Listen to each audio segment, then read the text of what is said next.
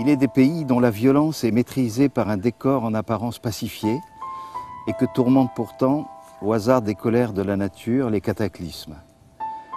Les Landes sont de cette famille-là, qui proposent au regard du passant les harmonies de leur paysage et pour qui prendra le temps de regarder sous l'horizon les décombres de leur confrontation avec les humeurs du ciel.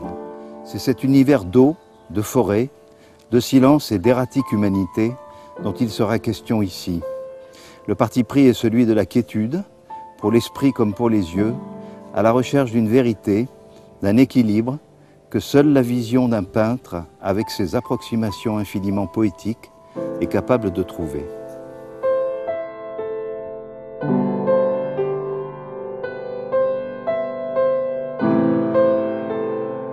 Alors voilà vraiment le genre de paysage que j'aime. L'ambiance générale, j'aime bien l'horizontalité de l'eau. Alors ça, je suis très sensible au plan d'eau parce que ça permet d'aller loin, très loin dans le paysage.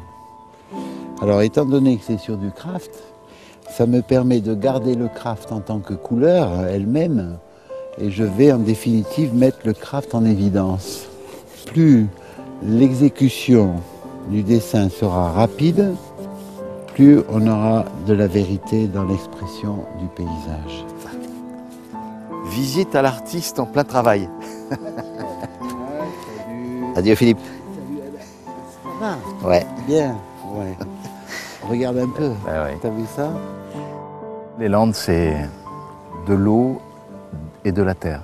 Beaucoup de vide, ou un faux vide. Un paysage sur lequel l'œil a du mal à se fixer. Et dès qu'on avance dans cette forêt, dès qu'on avance le long de ces plans d'eau, la découverte se fait.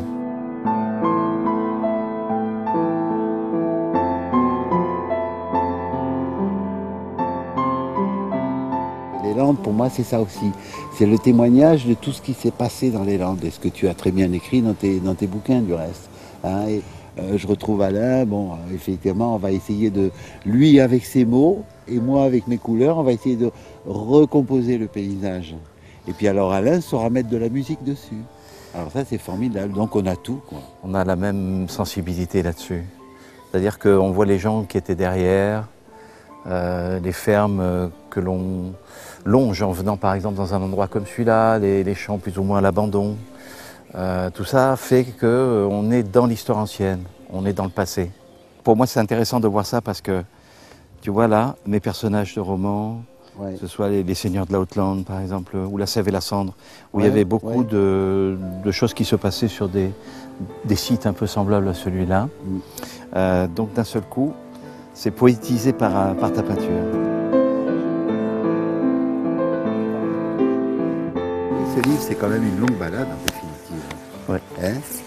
Et une balade de combien tu disais? 120 km. C'est toi qui le disais.